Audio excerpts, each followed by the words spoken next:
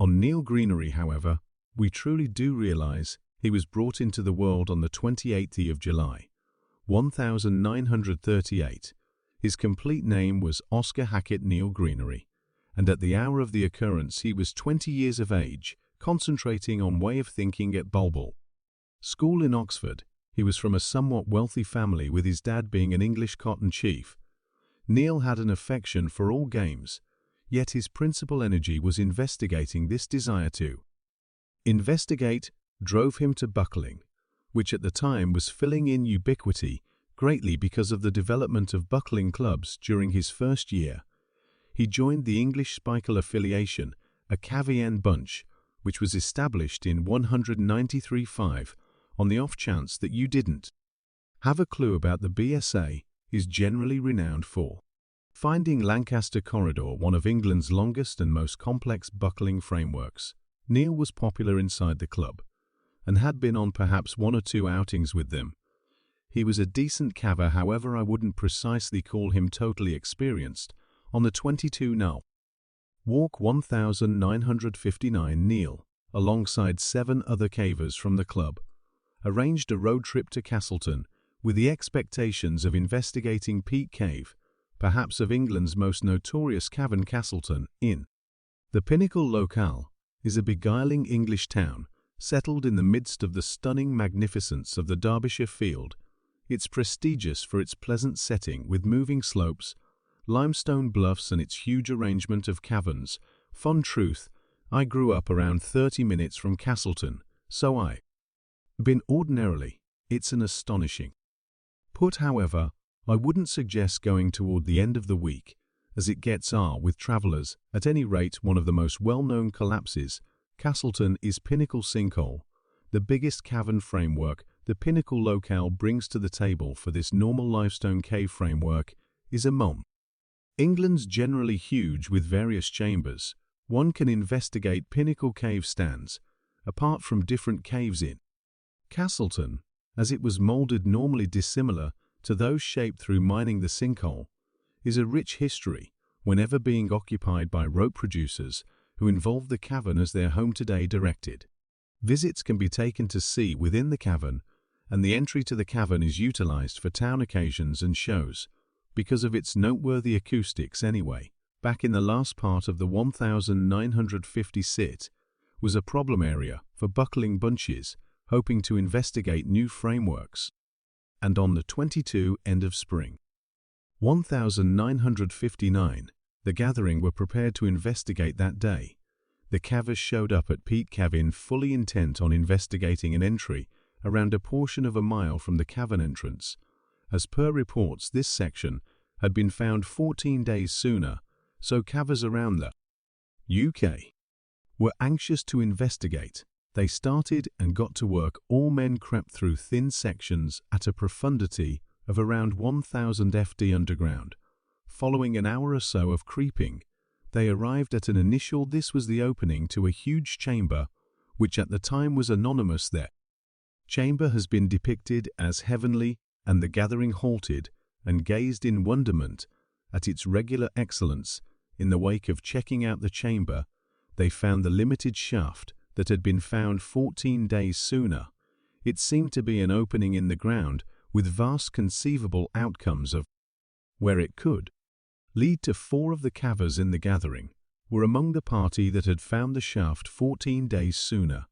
They knew that the restricted shaft wound and represented a test. They had likewise determined that the shaft's profundity was around 40 feet. They chose to bring down a 75 FT stepping stool into the opening, in the event the shaft expanded further, and afterward it was the ideal opportunity for one of them to go down. Yet who might it be?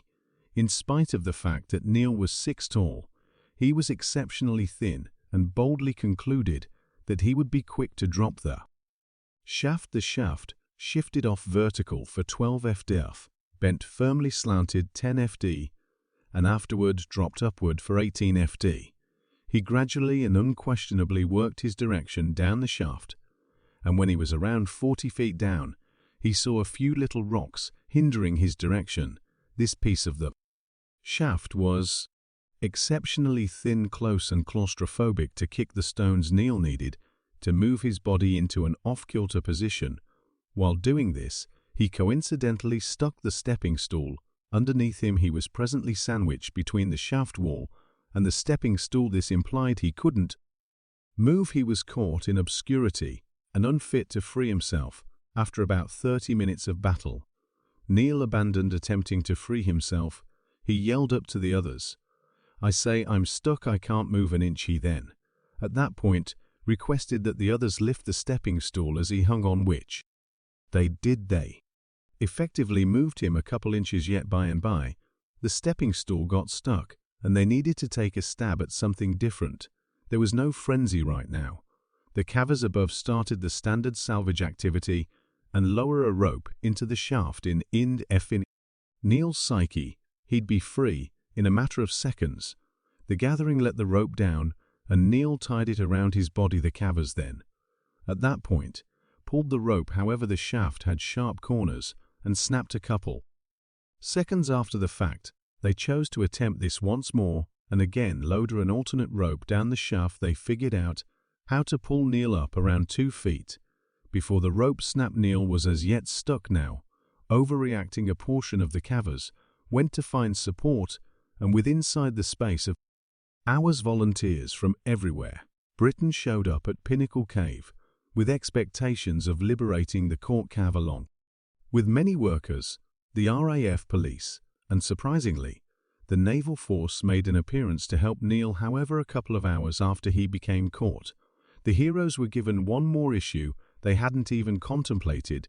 Because of Neil being immovably stuck, the little airflow there was totally removed.